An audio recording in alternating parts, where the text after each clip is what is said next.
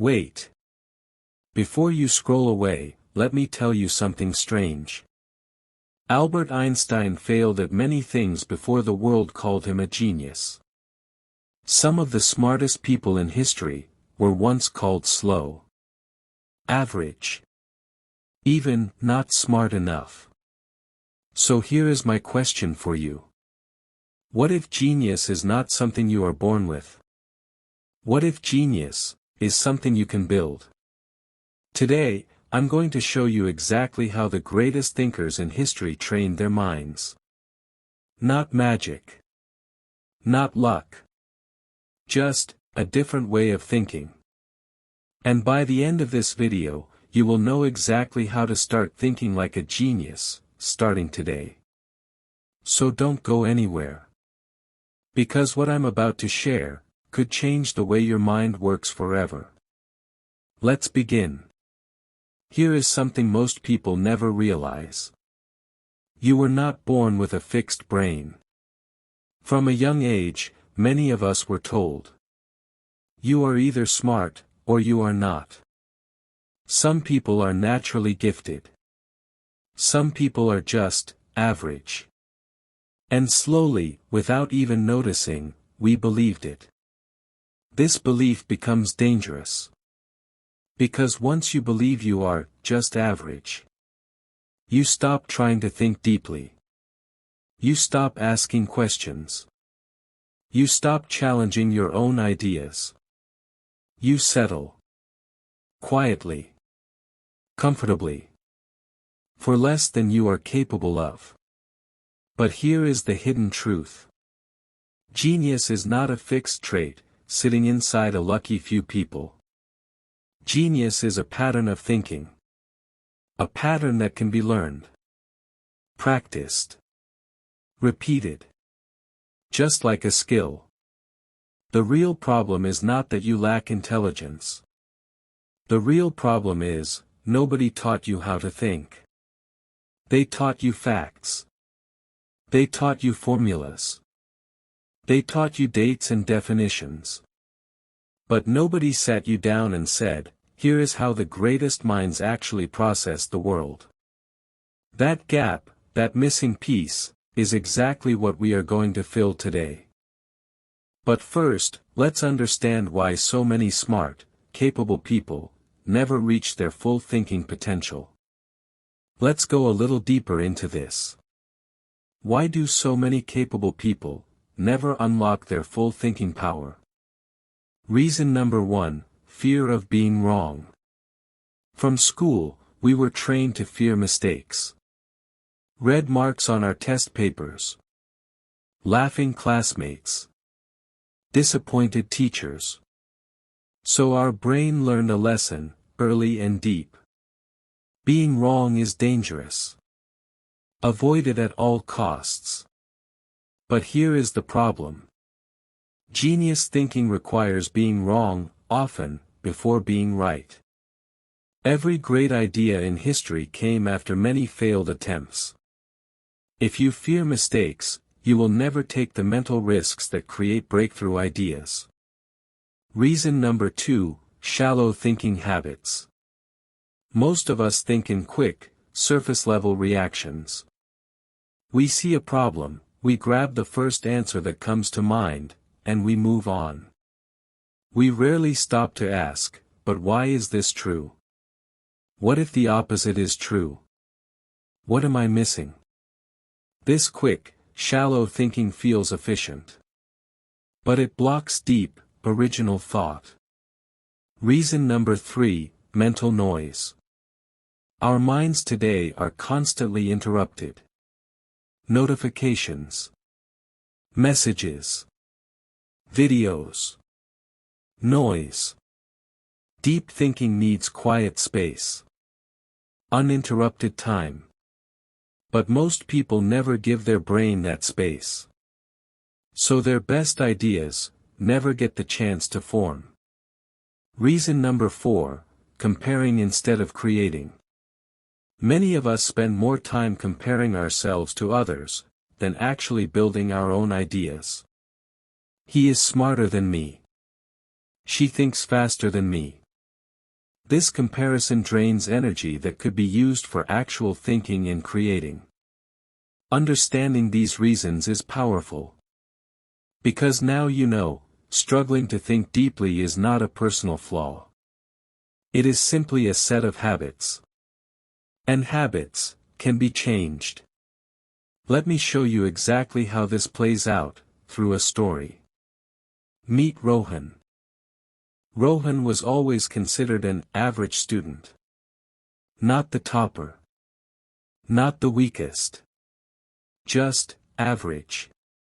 In every class, he watched a few students called genius by teachers. They answered fast. They solved problems quickly. Everyone admired them. Rohan believed, quietly, that he simply wasn't built that way. Years passed. Rohan took a normal job. He did his work. Nothing special. Nothing exciting. One day, his company faced a big problem. A client was unhappy, and nobody knew how to fix it. In the meeting, the smart employees gave quick answers.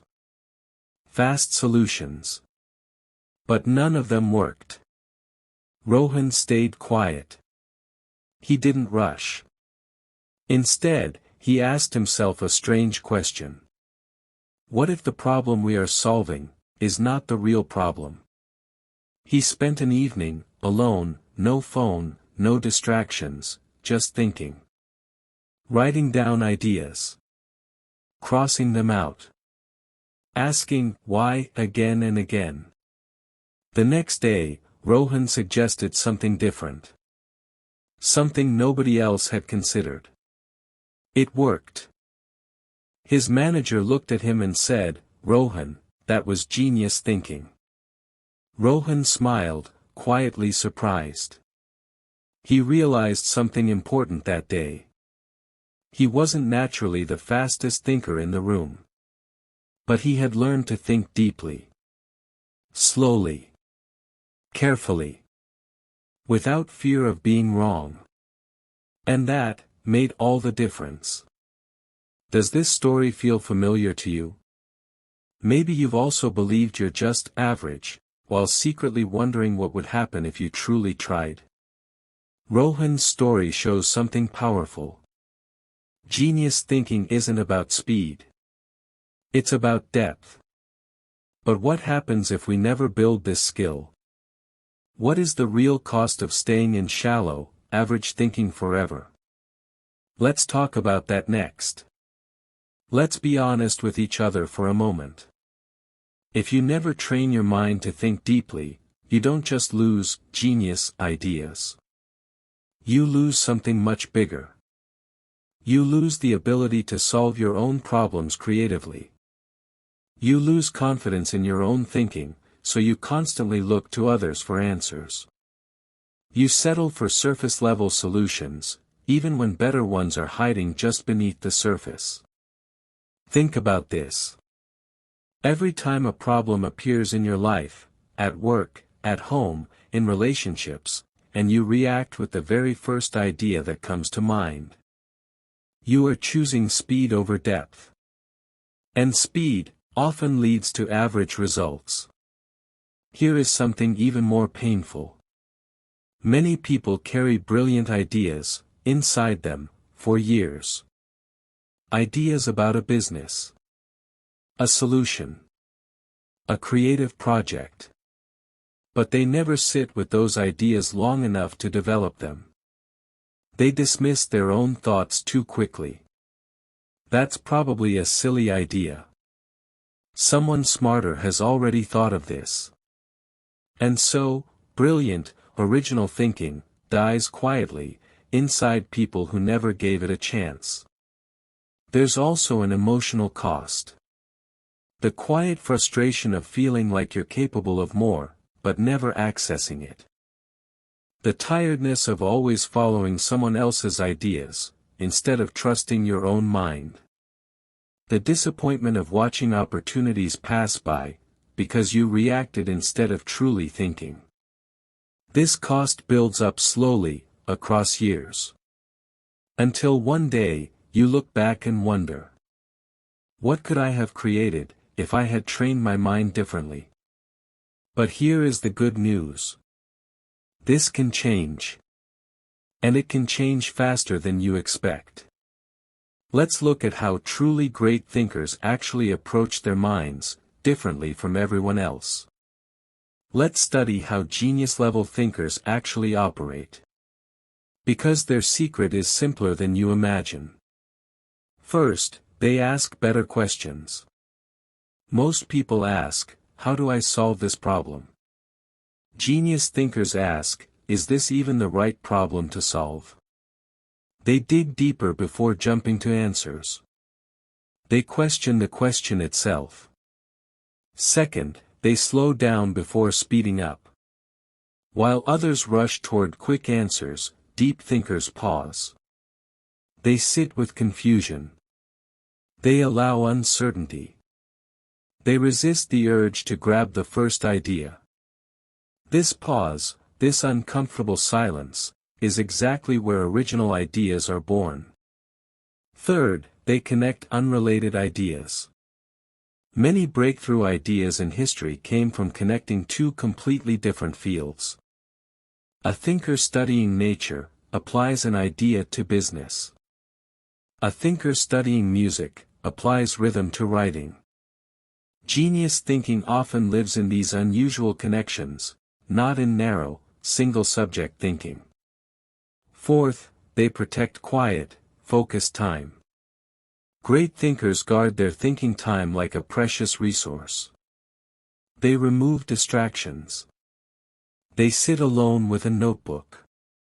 They allow their mind to wander, freely, without interruption. Fifth, they treat failure as data, not defeat. When an idea fails, they don't see it as proof they are not smart enough. They see it as useful information. This didn't work. What does that teach me?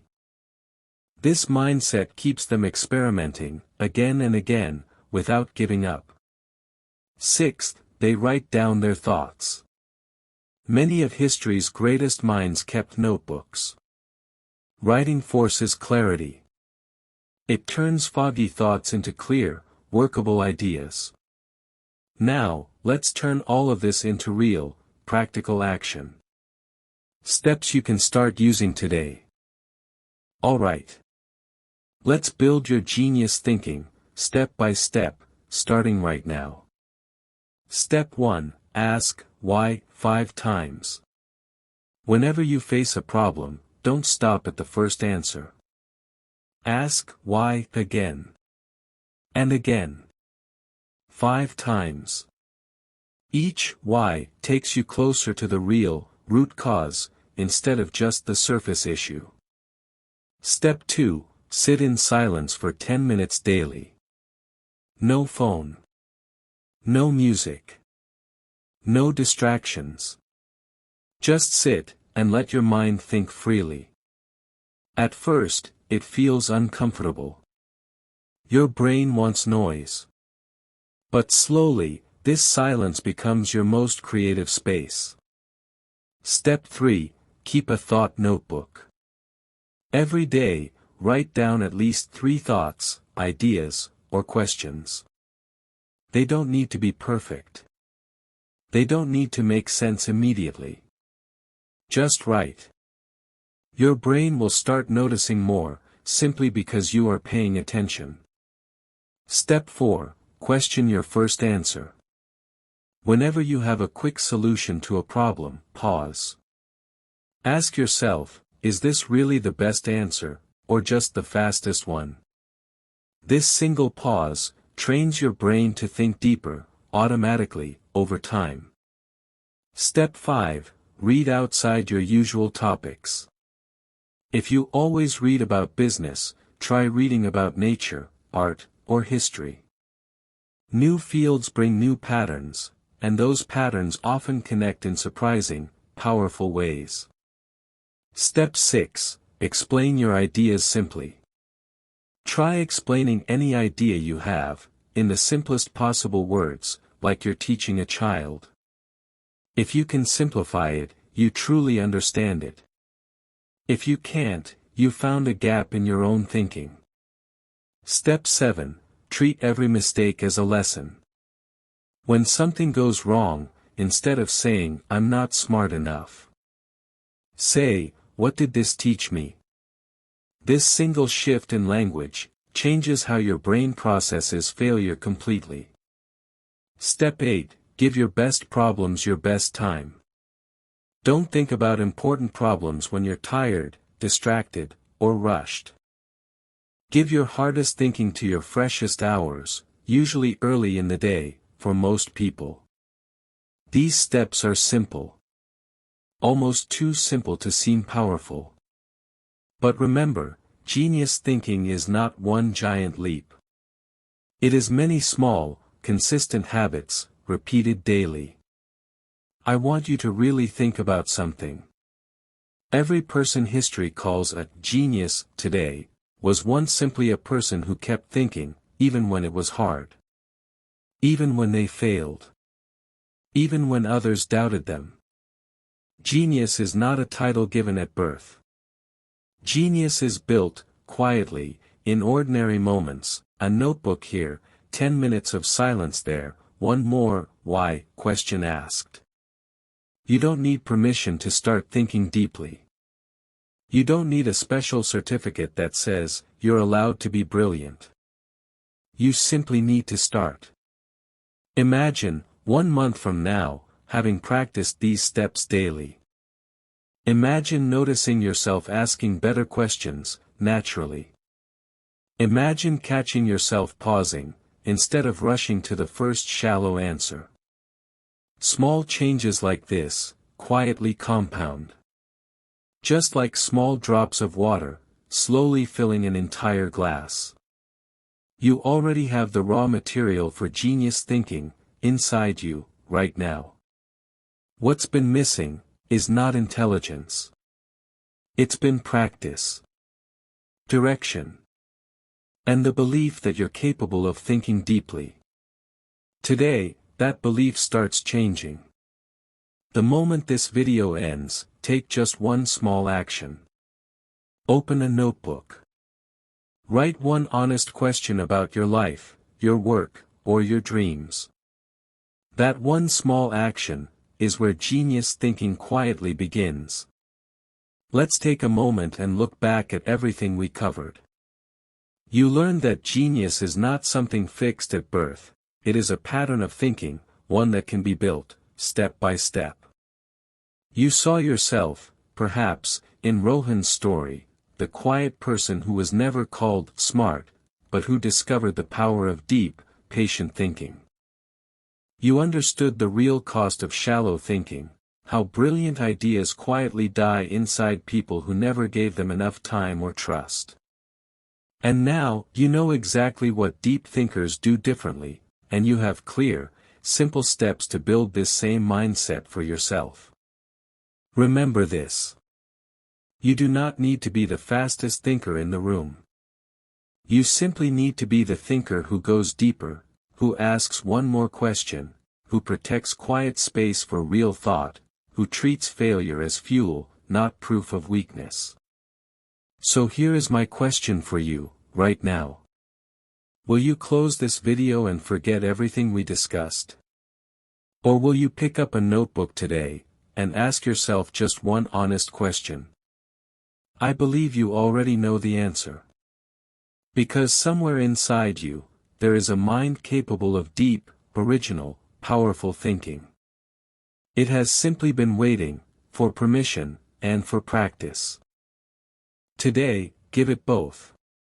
If this video helped you, share it with someone who needs to hear this. And I will see you in the next video, where we go even deeper into building a powerful, unstoppable mind. Until then, keep questioning. Keep thinking. Keep growing. I believe in you. Thank you for watching this video.